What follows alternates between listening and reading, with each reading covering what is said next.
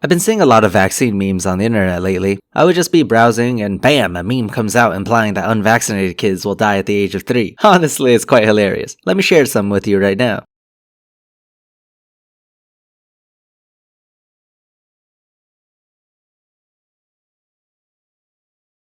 I like to steal some of these memes and post them on Twitter. Follow me on there, by the way. #Professor link is in the description. What? Okay, so in this video, every so often I'll post a meme while we talk about vaccines. I haven't touched this topic in a hot minute, so why not revisit it? Honestly though, it's kind of a dead topic, so after this we won't be revisiting this topic for a while. Anyway, iHealthTube, a channel I responded to quite often back when I was smaller, has plenty of videos regarding alternative medicine and anti-vaccination. So we're going to have a look at them again. Let me play devil's advocate one more time, and the other argument to vaccines is people will say, look, if you don't believe in them, look at polio. They always go back, it seems, to polio, and then they'll say, well, these people are just being crazy, but keep your unvaccinated kid away from mine at school for fear of, I don't know, if you're unvaccinated, apparently you bring more germs in. I don't really understand that, but what do you think of those arguments? Yeah man, get your unclean child away from my sight. It's contaminating my eyeballs. Well, there's a couple of topics there. Let's say polio's one, and this idea that keep your unvaccinated children away from parents don't want their vaccinated children to be exposed to unvaccinated children. Well, I used to tell people all the time, how can if your child is vaccinated, how can an unvaccinated child put your child at risk if the vaccine is effective? I mean, that's really just another way for them to be admitting that they don't really trust the vaccine. It's a great selling point. Yeah, you're sort of misrepresenting what those parents are saying. They don't doubt the ability of vaccines. There's two reasons they would say that. One, their child is perhaps too immunocompromised to get vaccines, in which getting too close to another person who is unvaccinated can be risky for whatever disease they haven't vaccinated for. There are plenty of reasons why this may be the case. Perhaps the child is allergic. Perhaps the child doesn't have a proper immune system. Two, vaccinations are extremely effective, but they don't guarantee prevention. You still have that very small 0.1% chance of getting whatever disease you vaccinated against. But of course, that also depends on what the disease is. As long as prevention isn't at 100%, there's always a small risk. Don't let that discourage you from getting your flu shot, by the way. I mean, imagine imagine a group of chiropractors or a group of naturopaths developing a vitamin. And they said, here's a vitamin, and I'm going to give it to you, and it's going to make you healthy.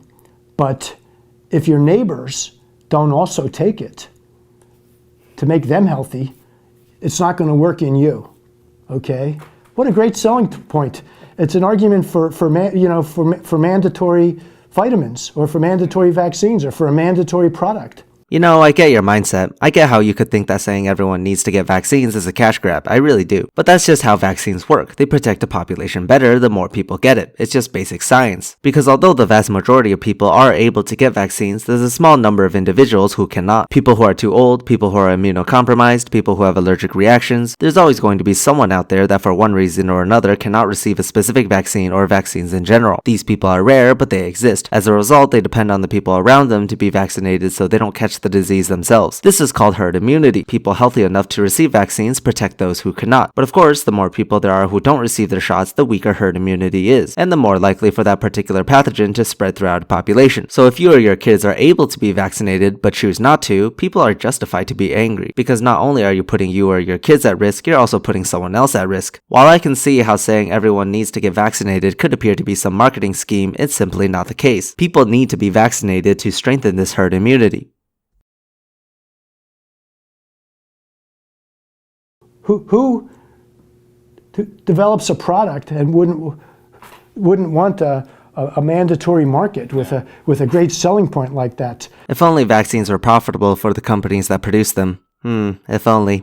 It doesn't really work that way. For example, if you look at Pertussis, whooping cough, and for many years they've been giving a whooping cough vaccine, and they're telling us that parents are being selfish if they don't vaccinate their kids, because they're saying you have a social obligation. Vaccinate your kids to protect other children against the disease. Well, here's what's actually happening with the pertussis vaccine. is they found that the microorganism that causes whooping cough, Bordetella pertussis, has mutated away from the vaccine.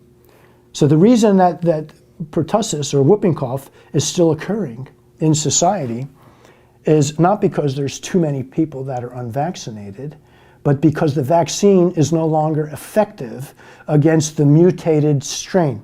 Okay, so there are a few reasons why whooping cough, which I'm just going to call pertussis from now on, has persisted even though people are vaccinating against it. One of which is indeed because of mutations. This is something that in theory will happen to everything we create a vaccine for, but is different for different species of infectious agents. Pertussis has indeed recently mutated, which makes it difficult to fight against. The most straightforward way for bacteria and viruses to mutate against vaccines is simply by changing its antigen composition. Memory cells created from vaccines are programmed to target a specific antigen, which is whatever antigen the vaccine provides. Antibodies, for example, can cover a wide range of possible combinations, but only the B cells producing the specific antibody we need are matured and replicated. And when we vaccinate, we cover that particular antigen. If a pathogen changes its antigen composition, the secondary immune response may not cover it, and that's what's happening with pertussis. But of course, this isn't the only disease that mutates. The flu shot, ever wonder why we get one every year? It's because of mutations. We need to stay ahead of the game and cover the new strand, which means that something similar would have to be done with pertussis. But just because pathogens can mutate and avoid the secondary immune response doesn't mean vaccines are not worth getting or are ineffective. You brought up a specific example here, but there are plenty of other diseases that we vaccinate against that don't have a mutation problem. Pertussis is one of those that perhaps needs some attention to cover a mutated strand, but that doesn't mean vaccines are ineffective in general.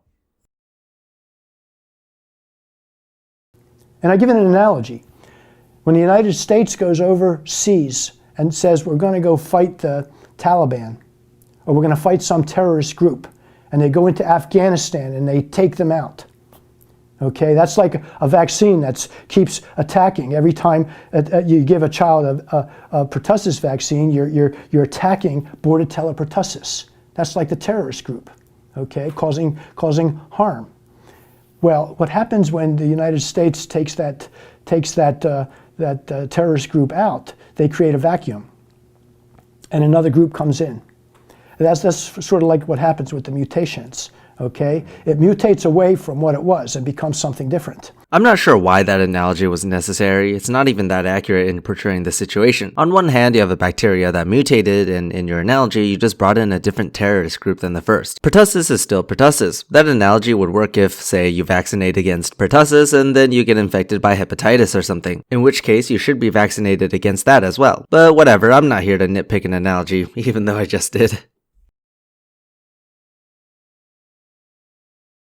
It's a way that it's found to adapt to its environment. It wants to survive. And a microorganism doesn't want to kill its host, but it does need to overcome all of its enemies. Okay, that makes no sense whatsoever. Microorganisms infect you, but they don't want to kill you? Yeah, tell that to the Ebola virus, which killed about 50% of the people it infected. Tell that to HIV, which killed over 30 million people. Or what about Bacillus anthracis, tetanus, or tuberculosis? In order for your claim to be true, no microorganisms would kill its host. And as you can see, there's plenty of examples in which that isn't the case. Wouldn't it just be nice if the mortality rate of any pathogen is 0? We would all love that, wouldn't we?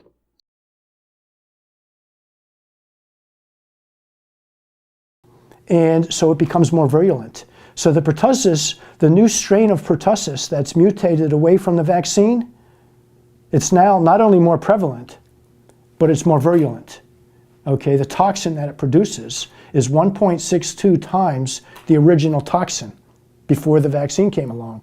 Pertussis is a special case when it comes to virulence. Yes, microorganisms can adapt to better infect its host, and one way that pertussis does this is by increasing its release of the pertussis toxin. This toxin has various effects depending on which cell it integrates into. Specifically, without getting into too much detail, it inhibits a core interaction of the G protein receptor pathway. In certain immune cells, this can inhibit various immune activity. It appears that pertussis has increased its toxin to combat the immune system, and that has a side effect of doing more damage. But of course, like I said, pertussis is a special case, and the solution to this isn't to stop vaccinations, but rather to develop a new vaccine that is effective against the mutated strand. Perhaps this may just be a temporary fix, but scientists will keep improving their vaccines as the microorganisms mutate, and that's the best way to combat pertussis right now.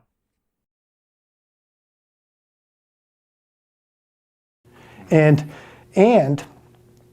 the vaccine's not very effective. Yeah, pertussis is about 80% effective, which is lower than many vaccines, but that doesn't mean you shouldn't get it. Just taking a shot and you reduce your chances of getting pertussis by 80%? Sign me the fuck up. So when you have vaccinated children, each of these children that's vaccinated is actually a laboratory for the creation or the development of a more virulent strain. What an interesting narrative. Don't vaccinate because if you do, it contributes to the creation of a deadlier mutated strain. But here's the thing, pertussis didn't make a return to vaccinated populations just because it increased its toxin release or that it mutated. It also has much to do with immune waning, where the immune system eventually loses its ability to undergo the adaptive immune response for that particular disease. And that is perhaps due to the vaccine not being good enough, which is why the creation of a better vaccine is being urged. Pertussis creating more toxin itself cannot overcome the immune system. That is more likely to occur through a combination of factors, which means if we can solve the problem of immune waning, that can contribute greatly against pertussis in the long run. Look, there are two options here. Either everyone vaccinates against pertussis, pertussis then mutates, and then we develop another vaccine against that new strain that is better and lasts longer, which will help in slowing down the return of a mutated pertussis strand in the future, and eventually we can eliminate it entirely or reduce it so that it's no longer a worry. Or option 2, don't vaccinate and just suffer from whooping cough. I think option 1 is much better here. Increased pertussis toxin is a side effect that can be avoided through vaccinations itself. Trust the scientists to be able to do what they do best. Anyway, that's the end of this video. I hope you enjoyed it, and if you did, be sure to leave a thumbs up and subscribe for more content like this one. I would like to thank Fireshard, Shirkan, and Elliot for being the top patrons this week. See you later.